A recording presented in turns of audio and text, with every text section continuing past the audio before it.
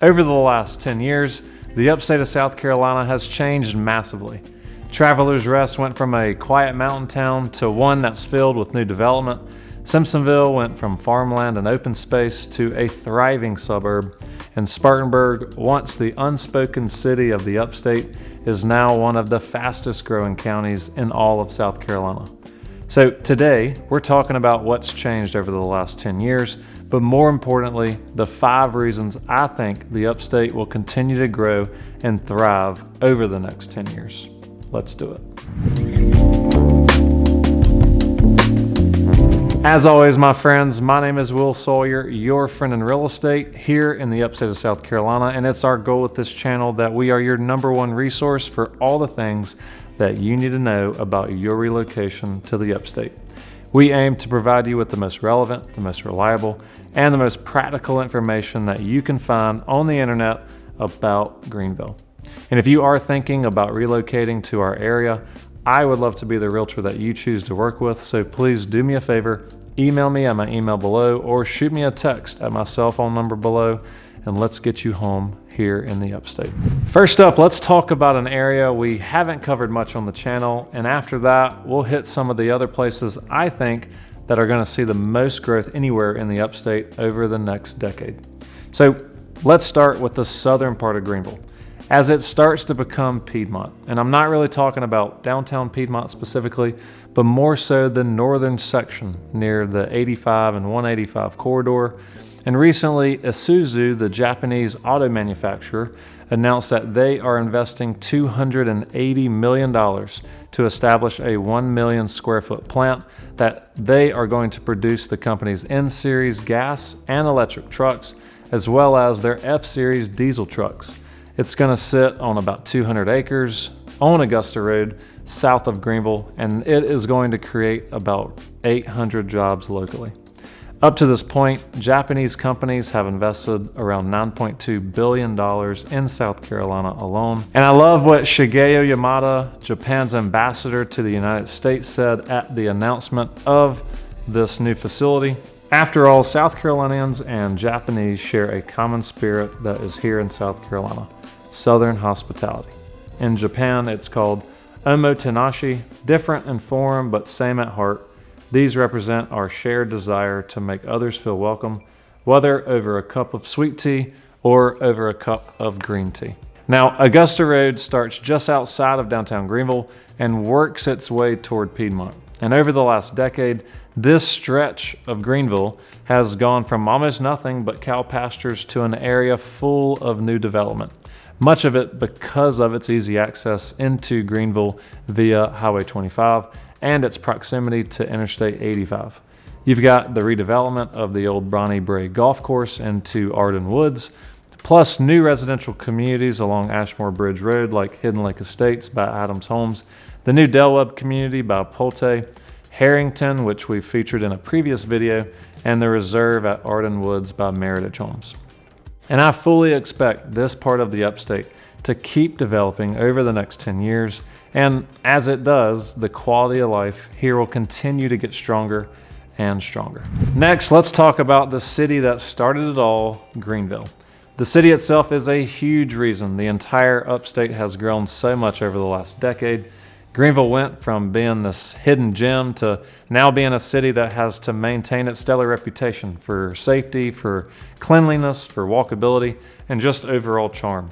And so far, I think we're doing a pretty good job. In just the last 5 years, we've seen a wave of new development and redevelopment projects reshape the city.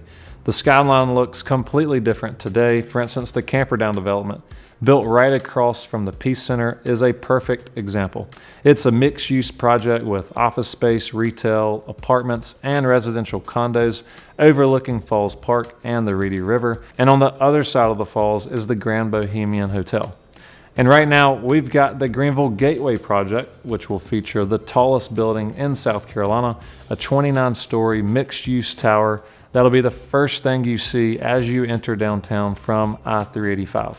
It's a statement of growth, and it's a symbol of just how desirable Greenville has become. We've also seen an incredible increase in park space across the city, For a long time, Falls Park was the hallmark of Greenville, but I'd argue that's not the case anymore. Just a few years ago, Unity Park opened in downtown Greenville, and Mayor Knox White called it the most important park in Greenville's history. Throughout much of the 20th century, black communities were pushed farther out of the city and separated from amenities like Cleveland Park. Unity Park writes a new chapter in that story. It reconnects those historically black neighborhoods and gives all Greenvillians a shared space to enjoy, not just some. Unity Park also features the Commons, a redeveloped shipping yard that now houses some of Greenville's best local spots, from Methodical Coffee to Carolina Triathlon and several others. And on the outskirts of Unity Park are a number of residential developments, both affordable housing and not, and it speaks to Greenville's initiative on making housing accessible for all types of people. And speaking of development, we can't ignore how much Greenville has improved its infrastructure. Traffic has been one of Greenville's biggest growing pains, but it's also where the city and the state have made some of its biggest strides. Back before the pandemic, the I-85 and I-385 interchange was completely rebuilt and reconfigured, which drastically improved traffic flow during rush hour as you got off or as you got on to I-85 and I-385. That said, this section of I-85 really does need to be widened by at least one more lane to help alleviate traffic between the Greenville-Spartanburg International Airport and Pelham Road, going southbound on I-85. And while the state just finished a widening project at the biggest bottleneck near Pelham Road, they've just pushed out additional projects to continue widening the interstate closer to the airport.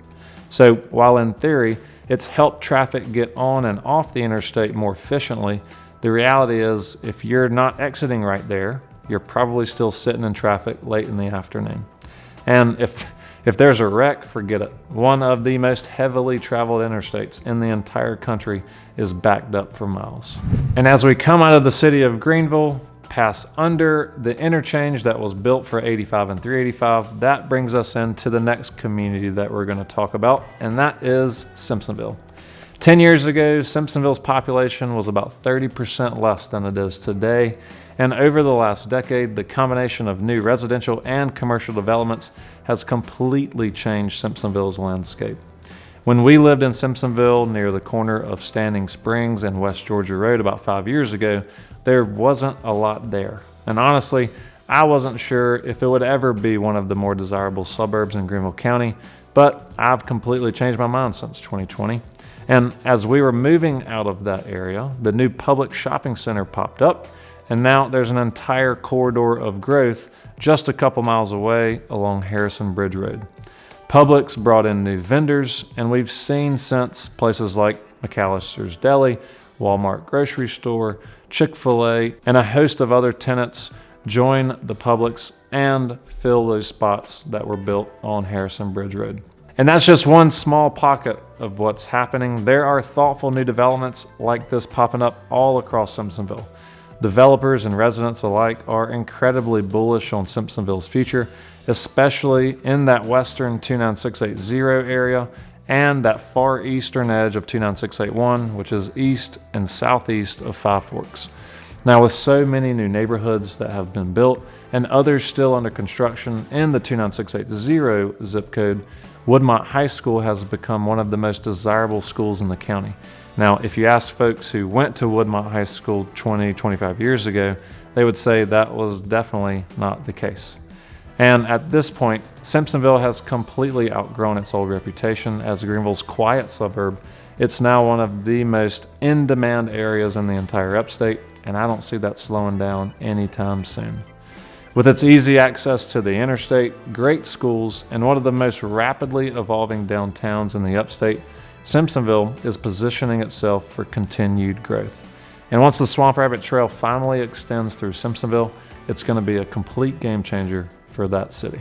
Now let's shift gears and talk about Spartanburg, because if there's one city in the Upstate that's completely reinvented itself over the last decade, it's this one. For a long time, Spartanburg was seen as the quieter, more industrial neighbor to Greenville, but that reputation is changing pretty fast. Today, Spartanburg County is one of the fastest growing counties in South Carolina, and the transformation here in Spartanburg feels a lot like what Greenville experienced 10 or 15 years ago. And when I lived in Spartanburg about 10 years ago, there were pockets of the city that you just didn't go to. And since I've worked there over the past decade, I've watched this city change in what feels like overnight. Downtown Spartanburg has seen a total resurgence. New restaurants, apartments, hotels, and mixed-use projects are popping up everywhere. And we've talked about it before, but over $600 million is currently being invested into downtown Spartanburg. The AC Hotel by Marriott, the Freight Yard, South Carolina's first open-air beer garden, helped kick things off years ago, but now it's the next wave of projects that are really taking things to the next level.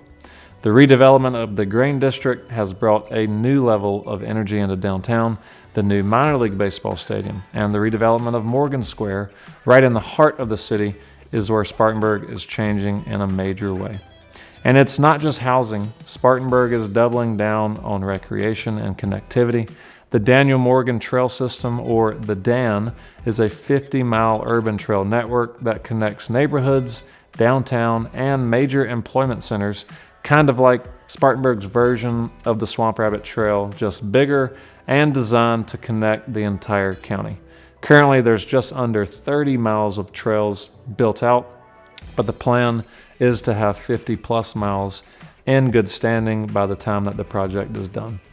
And from an economic standpoint, Spartanburg has become a powerhouse again. BMW's plant in Greer, which technically sits in Spartanburg County, recently invested over $1.7 billion into its existing plant and building a new battery plant manufacturing facility in Woodruff. And on top of that, Northmark Strategies has announced plans for an over $2 billion data center in Spartanburg, a project that has faced some local pushback, but if approved, would be one of the largest private investments in the Upstate's history. And with new infrastructure improvements along I-26 and along Highway 29, Spartanburg is setting itself up for another decade of massive growth. You're seeing the same formula here that once made Greenville explode: manufacturing investment, downtown revitalization, trail connectivity, and a growing local food and art scene, all working together in tandem. It's not an exaggeration, in my opinion, to say that Spartanburg is writing its comeback story, and in 10 years, I think we'll look back at this decade as the one where Spartanburg officially arrived as a true destination city here in South Carolina. So that's what the last decade has looked like, and what do you think the next 10 years are going to look like? And hopefully what we just went over is going to shed a little bit of light on what's going to happen in the coming years here in the Upstate. And if you are thinking about relocating to our area, again, I would love to be the realtor that you choose to work with. So please do me a favor, email me at my email below or shoot me a text at my cell phone number below, and let's get you home here in the Upstate. As always, my friends, my name is Will Sawyer, your friend in real estate. And until next time, stay safe. Well, this video is going to be about Greenville County, the upstate of South Carolina. Great thing to do and easily in the evening. I'm a local real estate expert here in the area. All time, we're right behind me is a really cool place called Freight Yard.